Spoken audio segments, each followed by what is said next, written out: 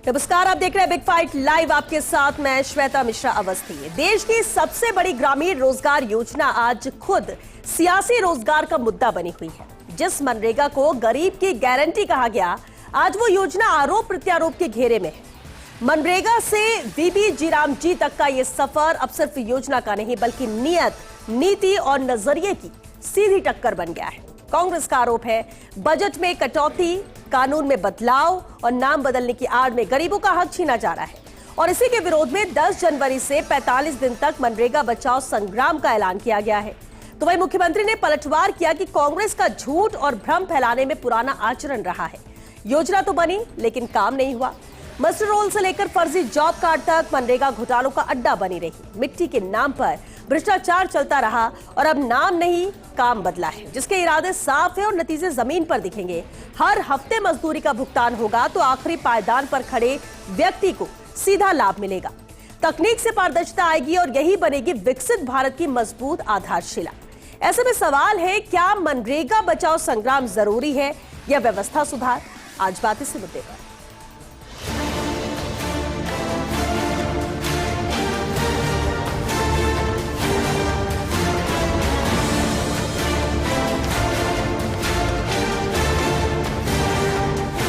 कांग्रेस सरकार के कमजोर प्रशासन और भ्रष्टाचार के कारण ये अपने मकसद में पूर्ण सफल नहीं हो पा रहा।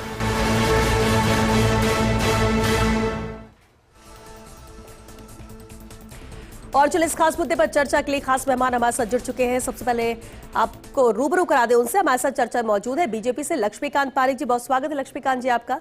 पौरुष भारद्वाज जी भी हमारे साथ है, कांग्रेस से। पौरुष जी आपका बहुत स्वागत है। साथ ही राजनीतिक विश्लेषक मिथिलेश जैमनी जी भी शामिल हुए चर्चा में। मिथिलेश जी आपका बहुत स्वागत है।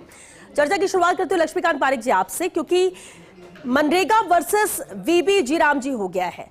नाम बदला है लेकिन बहुत कुछ बदलाव किए गए सिर्फ इसलिए कि बेनिफिट यहां पर फायदा मजदूरों को मिल सके जिनकी जरूरत थी। और कहा गया कि बहुत सारी गड़बड़ी, और ये बड़ी बात है कि इसे लेकर आज खुद मुख्यमंत्री भजनलाल शर्मा ने प्रेस ब्रीफिंग की, मीडिया से मुखातिब हुए और बात रखी। उन्होंने आरोप कांग्रेस पर लगाए। लक्ष्मीकांत जी, सबसे बड़ा उद्देश्य यहां पर इसे लेकर क्या था? क्यों कांग्रेस इसे लेकर बड़े आंदोलन कर रही है? और सीएम ने भी ये बात कही कि ये सिर्फ भ्रम फैलाने की कोशिश है कांग्रेस की तरफ से। देखिए, विकसित भारत रोजगार आजीविका मिशन की गारंटी, इस बात में कहीं राम का नाम आ गया तो इस बात की कांग्रेस को शिकायत है।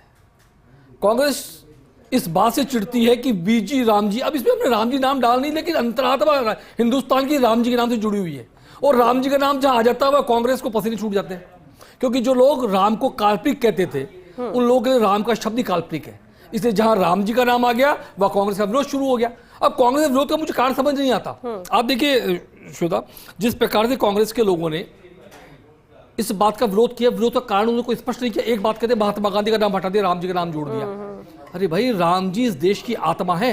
वे महात्मा गांधी जिनका नाम आप लेकर कहते हैं, उन्होंने राम राज्य की कल्पना की अवधारणा की थी। और उन्होंने जब स्वर्गवास होता तो उन्होंने हे राम बोला था। तो राम से बड़ा राम का नाम, और राम का नाम इसमें अपने आप आ गया। यानी आप ये कहते हैं योजना में बदलाव को लेकर लड़ाई नहीं बल्कि नाम की लड़ाई है। ये कांग्रेस को नाम क्या विरोध है? जी हाँ, तो फिर क्या, फिर किस लिए लड़ाई है? हम 100 दिन का 125 दिन कर रहे हैं, तो उसमें लड़ाई है क्या? हम आपने कहा 100 दिन रोजगार देंगे, हम कह रहे 125 दिन रोजगार देंगे। हमने कहा कि इसमें श्रमिकों का जो काम करवाए, खड्डे खोदने काम नहीं करे, स्किल वर्क भी करवाएंगे। ग्राम पंचायतें जो काम बताएगी वह काम करेंगे। सरपंच के हाथों में नहीं करेंगे, बायोमेट्रिक होगी। इसके जिस प्रकार से भ्रष्टाचार के बलियादी पर मनरेगा चढ़ गई थी वो इसमें नहीं होगा। तो फिर आपत्ति कहां है? मुझे समझ नहीं आता। भाई कांग्रेस, आपने कहा हमने 60 दिन वे किए, वे 60 दिन राज्य अपने हिसाब से 60 दिन की छूट देवे, ये काम भी हमने प्रावधान इसमें किया। तो इस प्रावधानों को लागू कर भारत सरकार ने हिंदुस्तान के इतिहास में 100 दिन के बजाय 125 दिन काम देने का शुरू करने का काम किया है। तो ये इसके लिए प्रशंसा की जानी चाहिए। अब इन्होंने अभी कांग्रेस प्रवक्ता शायद कहेंगे, कांग्रेस नेता भी कहते हैं कि 60-40 का रेशो हो गया, केंद्र सरकार 60 देगी, राज्य 40 देंगे। पहली बात तो कांग्रेस की सरकार कितने प्रदेशों में है ये तय कर ले। कर्नाटक को छोड़ दे, बाकी तो देशों में भारतीय जनता पार्टी और एनडीए की सरकार है, तो वो हमारा चिंता का विषय हो सकता है। लेकिन जहां आपकी, जिनके साथ आपका अलायंस है भी और इंडिया गठबंधन नहीं भी है, वो गठबंधन गठबंधन की सदस्य आदरणीय ममता बनर्जी, उनके पश्चिम बंगाल की स्थिति का पता होगा आपको, किस प्रकार से उन्होंने 11 लाख से अधिक ज्यादा फर्जी मनरेगा कार्ड बने, ये किसी स्वीकार किया तो संसद में उनके सांसद ने स्वीकार किया। तो ऐसी स्थिति कांग्रेस के जो इंडी गठबंधन उसके राज्यों की है। तो जो 60-40 देंगे तो भारतीय जनता पार्टी के नेता इसको नहीं करे, जिनकी अधिकतर राज्य सरकार है। ये संघीय ढांचा है और संघीय ढांचे में केंद्र और राज्य दोनों मिलकर काम करते हैं। सारी की सारी जवाबदेही केंद्र की नहीं हो सकती और सारी सारी जवाबदेही राज्य की नहीं हो सकती। लेकिन रोजगार देने का दोनों को संचित करना है। इसमें कहां आपत्ति आ गई कि 60-40 का इशू होगा? आपत्ति क्या है वो भी जान लेते हैं, क्योंकि विरोध कांग्रेस की तरफ से है, बड़ा आंदोलन प्रदर्शन भी कर रही है कांग्रेस की, बड़ी तैयारी इसे लेकर। पौरुष भारद्वाज जी, टू द पॉइंट बात करेंगे, क्योंकि बहुत बड़ा मुद्दा बन चुका है। हम ये कह रहे थे कि एक बड़ी योजना है और कांग्रेस कहती है कि ये ग्रामीणों की मनरेगा जो है वो गरीबों की गारंटी की योजना थी। लेकिन अगर ऐसा था तो इतने सालों तक, इतने दशकों तक जो आरोप लग रहा है, जो सवाल भी उठ रहे हैं उनके भुगतान को लेकर, मस्टर रोल में घोटाले को लेकर इतनी गड़बड़ियों की बात कही जा रही थी, सिर्फ कागजों तक ही सीमित है ये, तो उसका फायदा क्या वाकई में गरीब को मिल सका? और अगर बदलाव करके इसे बेहतर करने की कोशिश है तो विरोध सबसे बड़ा आपको किस बात का है? देखिए श्वेता जी, मैं सबसे पहले आपसे इस बात को कहना चाहूँगा कि एक किसी प्रसिद्ध किसी विचारक ने बात कही है कि भाई जो एक छिपकली होती है वो दिन भर जो है कीड़े मकोड़ों का शिकार करती है और शाम को जाकर के किसी महापुरुष की तस्वीर के पीछे छुप जाती है। यही हाल जो है भारतीय जनता पार्टी का रहा। भारतीय जनता पार्टी जो है अपने तमाम गरीबों को, भारत के किसानों को की आवाज़ दबाने के लिए, उनको आर्थिक रूप से जो है गुलाम बनाने के बिल लाने के बाद में जो है वो राम जी के नाम के पीछे जाकर के छुप गई। मैं आपको तथ्यात्मक तरीके से जो है अपनी सारी बातें कहना चाहूंगा। मैं आपसे चाहूंगा कि 2 मिनट के लिए मुझे कोई भी बीच में नहीं टोके। सबसे पहले तो आपने बात कही कि भाई जो मनरेगा जो योजना है उसके अंदर सिर्फ उसके क्लॉज में बदलाव हुआ है, वो भी खत्म नहीं हुई। मैं आपकी बात का खंडन करते इस बात को कहना चाहूंगा कि देखिए महात्मा गांधी के नाम पर बनी मनरेगा जो है, इसको जो अभी संसद में जो जी राम जी का जो विधेयक जो लाया गया, इसके बिल नंबर 197 का सेक्शन 37(1) कहता है कि सेक्शन 10 में दिए गए नियम के अलावा उस तारीख से जिसे केंद्र सरकार इस बारे में नोटिफिकेशन देकर तय करेगी, Mahatma Gandhi national rural empowerment guarantee act 2005 इसके तहत बनाए गए सभी नियम, नोटिफिकेशन, स्कीम, ऑर्डर और गाइडलाइन के साथ रद्द हो जाएंगे। तो यानी यह बात तय हो गई कि मनरेगा जो है उसमें बदलाव नहीं किया, मनरेगा को इन्होंने बिल्कुल खत्म कर दिया। और एक्ट वो चीज होती है कि जहां पे हम जनता को कानूनी अधिकार देते हैं। हमारे द्वारा जो पिछले एक्ट में 100 दिन का रोजगार दिया गया था और गारंटी के साथ दिया था, वो किसी की दया पे निर्भर नहीं था, वो किसी टाइम फ्रेम के अंदर निर्भर नहीं था। वहां पे हर ग्रामीण को अधिकार था कि भाई वो सीधा जाएगा और जाकर के जो सरकार से कहेगा कि साहब मुझे रोजगार चाहिए, सरकार उसको या तो 14 दिन में रोजगार उपलब्ध कराएगी या फिर उसको मुआवजा देगी। तो देखिए ये जो इस एक्ट के अंदर जो है सरकार ने उसका जो काम मांगने का अधिकार था वो उसको खत्म कर दिया। दूसरी बात देखिए, मैं इस बात को कहना चाहूंगा कि इन्होंने कहा कि राज्य का 60 और 40 का रेशो। मैं आपसे इस बात को कह रहा हूं कि पहले के समय में स्थिति यह थी कि भाई केंद्र सरकार जो है वो इसका 100% जो है इसका जो मजदूरी के पेटे में पैसा आता था वो खुद उठाती थी, और जो जिसमें कोई लेबर, जिसमें कोई मेटेरियल का काम लगना है उसमें 25% राज्य का हिस्सा होता था और 75% जो है केंद्र का हिस्सा होता था। अब वाली स्थिति में हो गई कि भाई आपने मुख्यमंत्री जी की हमने प्रेस कॉन्फ्रेंस देखी, देखिए मुख्यमंत्री जी बड़ी बड़ी बातें कर रहे थे, पर मुख्यमंत्री जी ने यह बात नहीं कही कि राजस्थान के ऊपर ऑलरेडी 5.5 लाख करोड़ रुपए का कर्जा है और इस स्कीम के बाद जब राजस्थान में भार पड़ेगा तो राजस्थान के ऊपर 4,000 करोड़ रुपए का अतिरिक्त खर्च आ जाएगा। तो मुख्यमंत्री जी इसका 4,000 करोड़ रुपए कहां से लेकर के आएंगे? क्या स्कूलों के बजट में कटौती करेंगे? क्या चिकित्सा के बजट में कटौती करेंगे? और राजस्थान की आर्थिक स्थिति क्या हालत है वो मैं आपको बताना चाहूंगा। ये लोग कहते हैं कि डबल इंजन की सरकार है, सुनिए श्वेता जी प्लीज मुझे 2 मिनट के लिए मत टोकिएगा, मैं आपके सवाल का भी जवाब दूंगा। ये कहते हैं कि भाई ये डबल इंजन की सरकार है, तो मैं कह रहा हूं कि क्या केंद्र सरकार नाम का इंजन है वो स्टेट गवर्नमेंट नाम के इंजन में से डीजल निकाल करके अपना इंजन चलाएगा? मैं आपसे इस बात को कहना चाहूंगा कि देखिए राज्य की क्या हालत है। 2 साल से जिस जल जीवन मिशन की लोग बड़ी बड़ी बातें कर रहे थे, जिस जल जीवन मिशन में 50% केंद्र की हिस्सेदारी होती है, दावे के साथ कह रहा हूं कि 2 साल से केंद्र सरकार ने इस सरकार को जल जीवन मिशन के नाम पे 1 रुपया नहीं दिया। दूसरी बात है कि मैं आपसे इस बात को कहना चाहूंगा कि इसी सरकार ने जो भजनलाल जी की सरकार है, 2 साल में जो है कायदे से जो है 100 दिन का रोजगार मिलना चाहिए ना इसके तहत, मात्र 31 दिन का रोजगार दिया गया। 1.5 साल से जो है बेरोजगारी मुआवजा नहीं दिया गया। आपने अपनी बात रखी, लेकिन जवाब एक लाइन कर दिया कि विरोध सबसे बड़ा किस बात को लेकर है? आपने कहा कि नाम बदल दिया राम जी, उससे क्या फर्क पड़ता है? नाम नहीं बदला। हमारा देखिए कांग्रेस पार्टी का विरोध नाम का बिल्कुल नहीं है। 100 दिन की बात कर रहे हो तो 125 दिन की बात कर रहे हैं। जनता को अधिकार देता था, आप लोग गारंटी दे रहे थे, आप कह रहे कि मौजूदा सरकार गारंटी नहीं दे रही, क्या 125 दिन की बात कर रही है, क्या वो गारंटी नहीं है? गारंटी का मुझे आप जवाब दीजिए कि इन लोगों ने इस बात को कहा कि भाई 60 दिन जो बुआई के दिन है उसमें जो है रोजगार नहीं मिलेगा।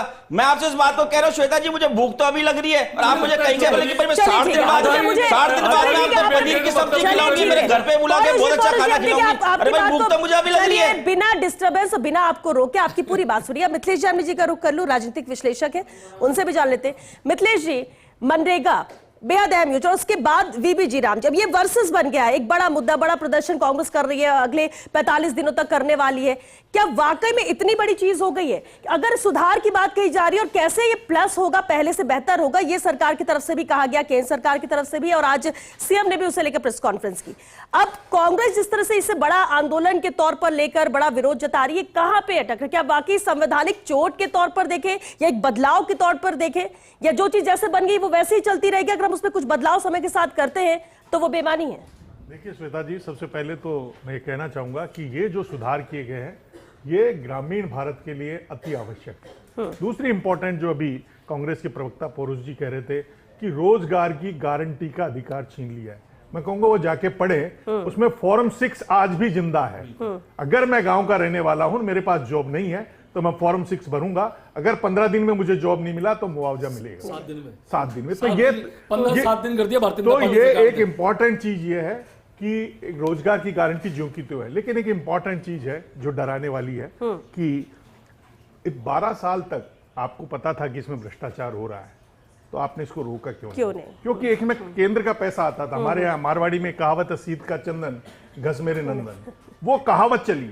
आप कलेक्टरों से पूछ लीजिए, वीडियो से पूछ लीजिए, एमएलए से पूछ लीजिए, केंद्र का पैसा आता था। लेबर में 100% केंद्र का ही पैसा आता था, लेबर का, और रॉ मटेरियल में राज्य सरकार का पैसा लगा। तो कलेक्टर मीटिंग करता था, एमएलए मीटिंग करता था, एक्शन मीटिंग करता था, और वीडियो को बुलाते थे और कहते लेबर बढ़ाओ, लेबर बढ़ाओ, और सरपंच उसमें शामिल होता था, और फर्जी मस्ट्रोल भरे जाते थे, और उसकी सोशल ऑडिट नहीं होती थी, और जियो टैगिंग एक पॉइंट पर होती थी। अब जियो टैगिंग पूरे होगा, और एक बार जहां काम हो गया वो दोबारा काम नहीं होगा।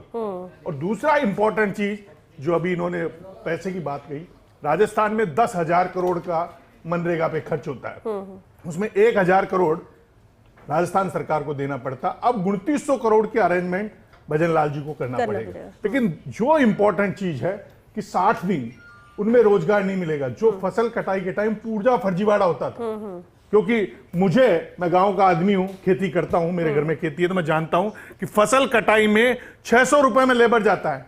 तो 600 रुपए वाला लेबर मनरेगा में जाएगा क्या? आप बता दीजिए। मुझे अगर 600 रुपए मिल रहे हैं तो मैं मनरेगा में जाऊंगा? नहीं जाऊंगा। वो पूरा फर्जी मस्टोल होता था और उसके नाम पर करोड़ों का चूना लगता था। दूसरा एक इंपॉर्टेंट चीज कि आजीविका मिशन को जोड़ दिया, ये एक बहुत इंपॉर्टेंट काम हुआ है। शायद मुझे लगता है कि आजाद भारत में नारी शक्ति के लिए इससे बड़ा तोहफा नहीं हो सकता। इसके तहत जैसे मैं कोई वित्त योजना में किसी एनजीओ से जुड़ी हुई हूं, महिला है, और पापड़ बनाती हूं, तो उस पापड़ के काम को भी इसमें जोड़ दिया। पापड़ से जो उसकी इनकम होगी, उससे तो इनकम होगी जो होगी, चटाई बनाने से जो इनकम होगी तो होगी, लेकिन उसके साथ साथ उसको ये जो मनरेगा की जगह जी राम जी है, उससे पैसा मिलेगा। अब इसमें इंपॉर्टेंट चीज यही है कि मोदी जी कहते हैं ना खाऊंगा न खाने दूंगा, तो इंपॉर्टेंट है कि 14 से और अभी तक 12 साल तक क्यों चलाया? 4 साल वसुंधरा जी रही, 18 से 23, फिर अशोक गहलोत जी 5 साल रहे, और 2 साल उस नदिया में भजन लाल जी भी डुबकी लगा चुके। तो इंपॉर्टेंट चीज ये है कि अब भजन लाल जी के लिए मैं कहूंगा एक गोल्डन अपॉर्चुनिटी है कि वो सरपंच से, अटारी के सरपंच से राजस्थान के मुख्यमंत्री बने। और ये जो जी राम जी है, निश्चित रूप से स्थायी काम होंगे। तो एक और जवाब मुझे देते हो, फिर कांग्रेस का विरोध क्यों? क्या फायदा है इससे? या सिर्फ मुद्दा नहीं है इसलिए, या वाकई में गरीब के हित की सोच रही है? देखिए, इसमें मैं गांव का आदमी हूं और मैं अच्छी तरह जानता हूं कि गरीब का हित तो इसमें कहीं नहीं छुपा हुआ, लेकिन ये एक चीज कांग्रेस का हित है। जो एक इंपॉर्टेंट चीज है इसके बाद जो होगी, राजस्थान की राजनीति या देश की राजनीति में जो नेता जीतते थे धन बल, बाहुबल और मीडिया बल पर जीतते, लेकिन अगर जी राम जी स्कीम निश्चित रूप से ग्राउंड पर पहुंच गई तो जनबल और सामाजिक चेतना से राजस्थान का और हिंदुस्तान के लोकतंत्र का नया भविष्य लिखा जाएगा। क्योंकि सरपंच साहब के भाई के यहाँ हाजिरी लगानी पड़ती थी, सरपंच साहब के जीजा को ढूंढना पड़ता था, उसके गोत्र के ढूंढना पड़ता था, जब जाके उसका मस्टोल में नाम छुपता था। और जो जेसीबी से मिट्टी इधर से उधर करा देते थे, आधे पैसे वो ले जाते थे। तो कहीं न कहीं इतना बड़ा करप्शन था इसमें जिसकी कोई हद नहीं। और गांव के आदमी, मुझे नहीं लगता इस मुद्दे पर कांग्रेस के साथ होंगे। ठीक है, लेकिन लक्ष्मीकांत जी, दो अहम जवाब जरूर मैं आपसे चाहूंगी। एक तो ये कि अब जब इसमें बदलाव किया गया है और क्योंकि ये सब कुछ हो रहा है गरीब को काम की गारंटी मिल सके, तो ये माना जाए कि काम पहले से ज्यादा मिलेगा और जो पेमेंट है वो भी वक्त पर होगा, जो कि नहीं होता था और इस वजह से दिक्कत थी। दूसरी अहम बात जो अभी मिथिलेश जी ने सवाल उठाया कि अच्छा कदम है लेकिन इतनी देरी से क्यों? सरकार के हाथ तो पहले से ही आम जनता ने और देश की जनता ने मजबूत कर रखे थे, तो इस ओर पहले ध्यान क्यों नहीं गया? सर पहले तो आपकी इस बात का जवाब दूं कि इसमें 7 दिन पे रोजगार की गारंटी दी हुई है। इसके अंदर जो कांग्रेस में 15 दिन थी और 7 दिन भुगतान की बात कही गई है और उस भुगतान यदि नहीं होता है समय पर तो उस पर पेनल्टी का प्रावधान भी किया गया है। तो मैं सोचता हूँ कि इसमें समयबद्ध भुगतान होगा, समयबद्ध काम होगा। साथ ही साथ इस पर एक बात और होगी जो अभी माननीय मिथिलेश जैमिनी साहब कह रहे थे, खड्डे बनने का काम नहीं होगा इसमें, स्किल्ड वर्क होंगे। इसमें वे काम भी होंगे जो ग्राम पंचायत स्तर पर तय हुआ काम, ग्राम पंचायतें तय करेगी बैठ कर हमारे गांव में क्या काम करवाना है, कौन सड़क बनवानी है, कौन सा काम इसमें होगा। और वह वर्क जो होगा वह अस्थायी नहीं होगा, स्थायी वर्क होगा। और स्थायी वर्क हो साथ मैं जो बात कह रहा था वो शायद जैमिनी साहब ने कह दी कि महिलाओं को सशक्त करने का काम भी इसमें मजबूती के साथ किया गया। ठीक है, साथ ही साथ आपने इसमें मैं माननीय परूष भारद्वाज साहब का भी ध्यान पर आकर्षित कर देना चाहता हूँ। परूष जी, जब राजस्थान के अंदर माननीय गहलोत साहब थे, सरपंचों का एक कार्यक्रम हुआ तो माननीय गहलोत साहब ने कहा अब बोलेरो सरपंच आ गए, जिसके पीछे उनका सीधा तौर पर महानरेगा के भ्रष्टाचार को इंगित करना था। और रमेश मीणा जी ने इस पर मोहर लगाने का काम किया और माननीय रमेश मीणा जो सब मंत्री थे उन्होंने कांग्रेस के समय बड़े एक भ्रष्टाचार को 320 करोड़ का भ्रष्टाचार नागौर में और उसके बीकानेर साइड में, चूरू साइड में उसने भ्रष्टाचार को उजागर करने का काम किया। रमेश मीणा जी ने आपके समय कहा, खड़े होकर कहा उन्होंने कि हमारे यहाँ पर महानरेगा के माध्यम से भारी भ्रष्टाचार हो रहा है। भ्रष्टाचार का काम नरेगा के माध्यम से कांग्रेस के लोगों के समय होता था। अब ये सुधार जब होने लगा तो कांग्रेस के लोगों के पेट में दर्द क्यों लगा मुझे समझ नहीं आता। ठीक है, इसमें भी जवाब एक मिनट मैं अपनी बात को विराम दूं उससे पहले आप सम्मानीय देखिए, जिस प्रकार से फर्जी जो है 29/4/2023 को फर्जी 40 लाख से अधिक गहलोत साहब ने, जो लोगों ने फर्जी नाम से उठा लिए पैसे उठाए, उसमें गहलोत साहब ने खुद ने बताया कि रोड और सड़क के पैसे उठा लिए गए।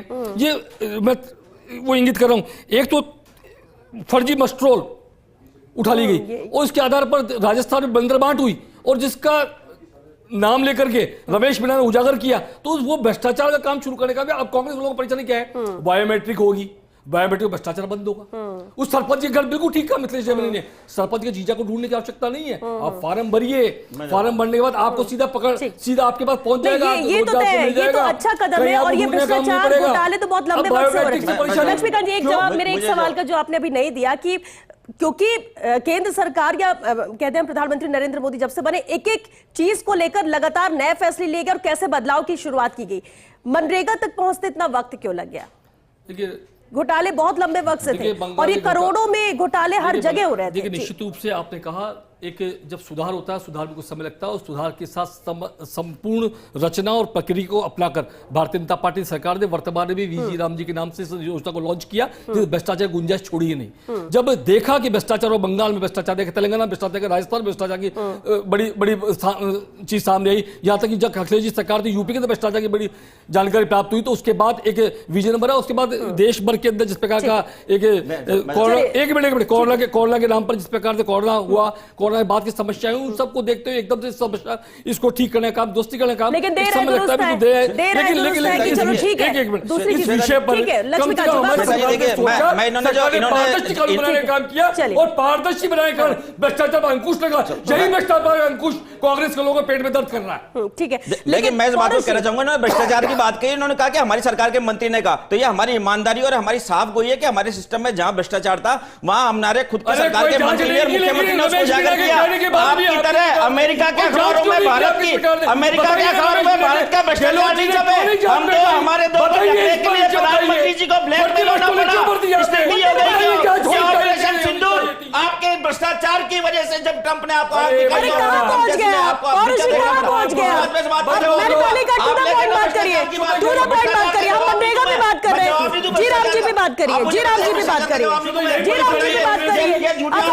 ऑपरेशन सिंदूर में पहुंच रहे सर। लक्ष्मीकांत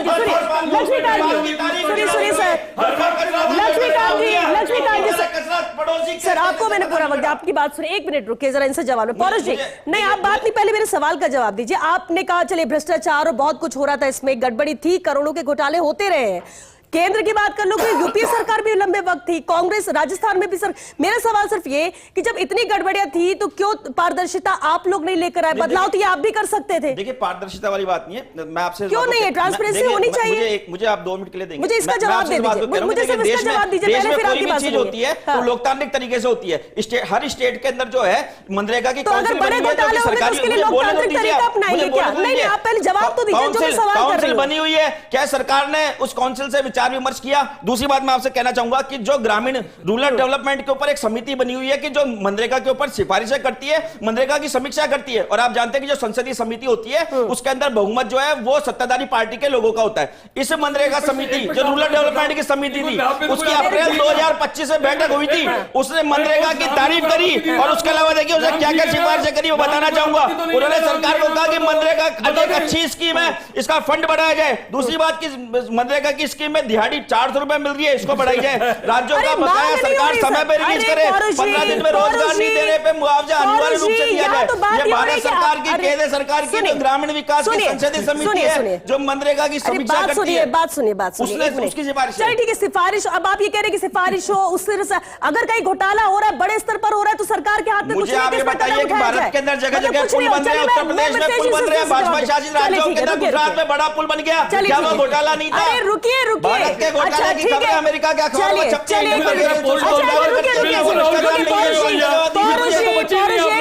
आप मुझे इस बात का जवाब दो ना, गुजरात में पुल गिर गया, क्या वो भ्रष्टाचार नहीं था? कुंभ में लोग मारे गए, क्या वो भ्रष्टाचार नहीं था? जवाब लूंगी मैं आपसे, फिर रुकिए मिथिलेश जी। मेरा एक सवाल है। सवाल ये कि अगर हम भ्रष्टाचार की बात करें, घोटाले की बात करें, उस पर एक्शन की बात करें, तो उसके पैरेलल आप दूसरे घोटाले की बात करने लगोगे। जब समाधान या बदलाव की बात होती है उसमें कोई बात क्यों नहीं रखता है? मैंने घोटाला किया, मेरा छोटा था, आपका तो ज्यादा बड़ा घोटाला हो रहा है, तो उसमें तो कुछ नहीं किया गया। यानी घोटाले करने वाले करते रहेंगे और उसमें सुधार के लिए कोई सामने नहीं आएगा। यही आज की राजनीति यही हो गई है क्या? आप अपना जवाब दीजिए ना कि आप इसको अगर विरोध कर रहे हैं तो एक वैलिड पॉइंट बताइए कि किस वजह से। देखिए ये जो जवाब या सिर्फ अब मुद्दा बन के रह गया है। सबसे इंपॉर्टेंट चीज ये है कि महात्मा गांधी जो राष्ट्रपिता, उन्होंने कहा था भारत की आत्मा गांव में बसती है, और अगर गांव में अगर ईमानदारी से काम होने लग जाए, इसमें एक बहुत बड़ा काम किया गया है कि जो प्रशासनिक खर्च 6% था उसे 9% कर दिया। यानी अब गांव के जो पढ़े लिखे लोग हैं उनको जो मिलेगा वो मॉनिटरिंग करेंगे। तो ये एक तरीके से जो सत्ता का एकीकरण था वो विकेंद्रीकरण है। दूसरा जो एक इंपॉर्टेंट चीज है कि महात्मा गांधी का अगर किसी ने सबसे ज्यादा सम्मान किया है, 2 सपने थे गांधी जी के कि स्वच्छ भारत बने। तो स्वच्छ भारत का अभियान किसने शुरू किया? जवाब दे दे 2 अक्टूबर को।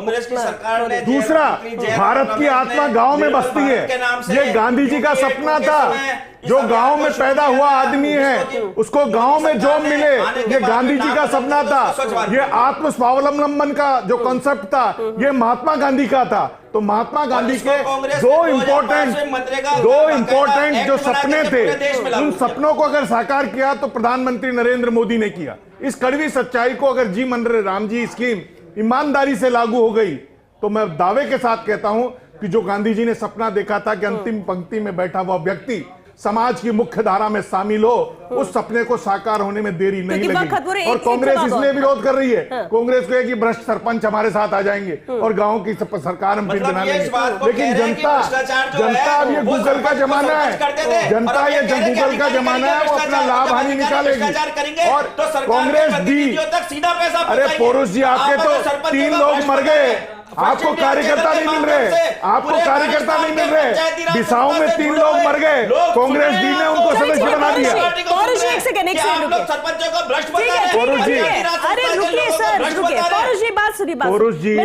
एक सवाल जवाब, ये जो लड़ाई है ये मनरेगा को बचाने की, घोटाले में अपनी व्यवस्था बचाने की। देखिए दोनों लड़ाइयां हैं, घोटाले के साथ साथ सरपंचों को अपने साथ लेकर, क्योंकि धनबल जिसके पास है। इंपॉर्टेंट चीज यही है, उसी को कांग्रेस दी, जो कांग्रेस डोटासरा है, कांग्रेस डोटासरा ने बिसाऊ में 3 मरे हुए लोगों को सदस्य बना दिया नगर कार्यकारिणी में। जिंदा सदस्य नहीं मिल रहे कांग्रेस के पास।